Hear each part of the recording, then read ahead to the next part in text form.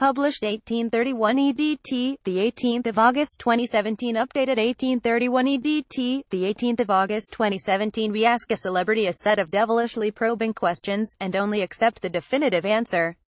This week it's rugby legend Lawrence Dallaglio. Rugby legend Lawrence Dallaglio gives his definitive answers to our most probing questions. The prized possession you value above all others, a small wooden chest full of possessions that belonged to my late sister Francesca.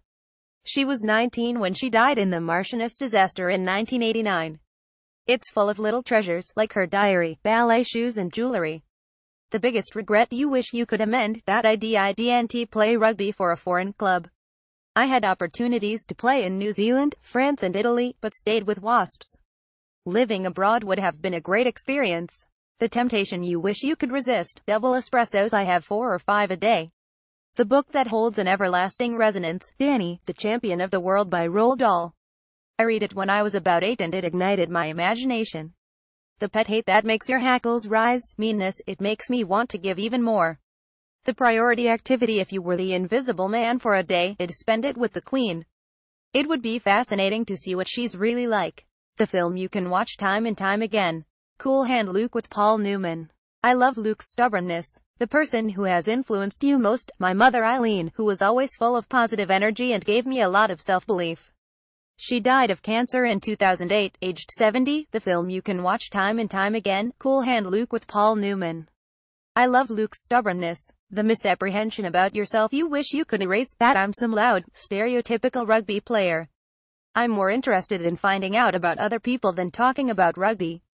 The unending quest that drives you on, to be successful and to share that success with as many people as possible, so I can make a positive contribution to society. The poem that touches your soul. I connect with the sentiments in Kipling's If You Won't Go Too Far Wrong if you can live that way. The unlikely interest that engages your curiosity. Cycling. I got into it 9 years ago, and every 2 years I do the dallaglio Cycle Slam event to raise money for my foundation. The piece of wisdom you'd pass on to a child: enjoy your childhood for as long as you can. It's more fun being a child.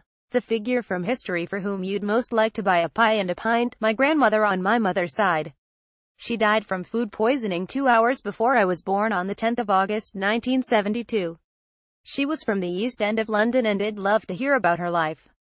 The treasured item you lost and wish you could have again: an old fob watch my mother gave me, which was stolen in a burglary in 2004. It was one of the few things I had from her. The crime you would commit knowing you could get away with it: I'd steal a painting by Picasso of my mother-in-law, Lydia Corbett. The event that altered the course of your life and character: going to Ampleforth College, the North Yorkshire boarding school, when I was 13. It's beautiful and very spiritual, and also where I first started playing rugby. The crime you would commit knowing you could get away with it: I'd steal a painting by Picasso of my mother-in-law, Lydia Corbett. She met him in 1954 when she was called Sylvette David, and was his muse for a few months, inspiring dozens of his pictures. She is 82 now but doesn't own one. It would be great to give her a painting. The song that means most to you: Jerusalem. To hear that sung at Twickenham when you're on the field makes you feel 10 feet tall. The way you would spend your fantasy 24 hours, with no travel restrictions, after a full English at the Wolseley restaurant in London: I'd ski in St. Moritz with my wife Alice and our kids Ella, 20, Josie, 18, and Enzo, 15. Lunch would be at Le Conte La Felice Hotel by Lake Como, where we got married in 2006. I'd have fresh pasta followed by suckling pig. We'd stroll around Milan, then I'd watch Chelsea beat Real Madrid in the Champions League final. Dinner would be at Riva in Barnes, London. I'd have copious amounts of starters, followed by a veal chop. Alice and I would end the day with champagne at home in Richmond. The happiest moment you will cherish forever: those simple family times around the table before my sister died. The saddest time that shook your world: when my mother woke me to tell me the Martianist had sunk. We knew Francesca had died even though her body wasn't found for a few days. The unfulfilled ambition that continues to haunt you: I'd like to trek to the North and South Poles.